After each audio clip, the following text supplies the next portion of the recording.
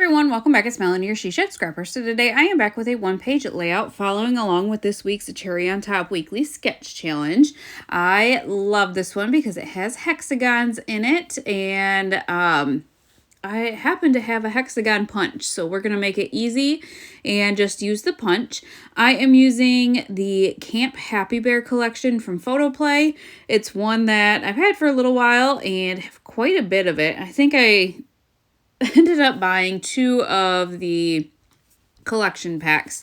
So I am using this kind of blue floral paper for my border and then the white paper for my background. I went ahead before I started the layout and grabbed out a whole bunch of scrap pieces. I decided instead of digging into full 12 by 12 pieces that I would cut out all of the hexagons with scrap pieces. I also gutted that floral paper, and I am going to use that to double mat my photo here as well. This is an old photo. I feel like I use these sketches in 2 ways. One, just scrapbooking those older photos that I don't know what to use or how to scrapbook, or 2, Disney. It seems like those are kind of the themes of these sketches for me, at least. So I am going to use 3 or 4, no, probably 4 pattern papers. I love this plaid paper. I love the colors in the plaid paper. So we're going to use that one. And then there's this deep green that I absolutely love as well. And so again, just using up the scrap pieces. I am going to use that yellow that you see there. And then the last one is going to be wood grain. I cut this out thinking I would use that tent, like I strategically placed it, but it was the wrong, I don't know how to say it. It was on the wrong edge, if that makes sense. So all of the hexagons on the layout are like have a point at the top. So that tent would have been the other way, if that makes sense. I don't know.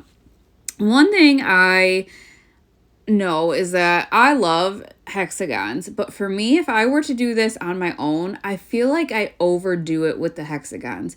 So I really did follow the sketch to a T when it came to the placements of the hexagons. I liked the way that looked, and I decided just to not overdo it, just to let the white space be and just copy it. And so that is what I ended up doing. So I will tape the photo down and then tape all of the hexagons down as well in the order that you see them here. So once those are all taped down, I knew I wanted to use this camp as my title. I originally thought I would use it as part of my title and have it hanging at camp. But I didn't like maybe the amount of space I had at the top. I didn't feel like maybe it was enough for the alphas that I had picked out. So instead, the title is just going to be camp. There was that tag that I thought about adding to the right in the sketch. There's a tab there, I think. But I didn't love the size of that tag, and so I decided against it. Going through a couple of these different packs here, I did like this wood grain tag, but it's not the same collection. That one is the Great Outdoors from Photoplay. I thought it worked well enough, but I decided to go to the sticker sheet and see what I could use from the sticker sheet. Again, I have 2 of the same sticker sheets for Camp Happy Bear, so I have an abundance, and there's all these cute little animals, and this one here actually has 2 raccoons that are, to me, kind of look like they're hugging, and I thought that was really kind of cute because the photos of my boys in a hammock. So in the photo, if you look closely, you can tell the oldest is telling the youngest a story, like his hand is up and his expression, and then my youngest is like looking at him so intently, and I just love this photo. It's just kind of a random photo, but I I just love their expressions. So on the sticker sheet, there were some other animals, some birds. So I added those to the title, and then another one over to the far right. In the sketch, it had kind of, I'll say, stitching. And so I decided to add some stitching. I draw my circle, but then do the stitching off camera just because it takes so long. So I'm just kind of going to continue embellishing, but know that I am going to stitch. I decided to kind of bring in that tealish green color. That's the color of thread that I use. In the sketch, there was spots for journaling under the photo.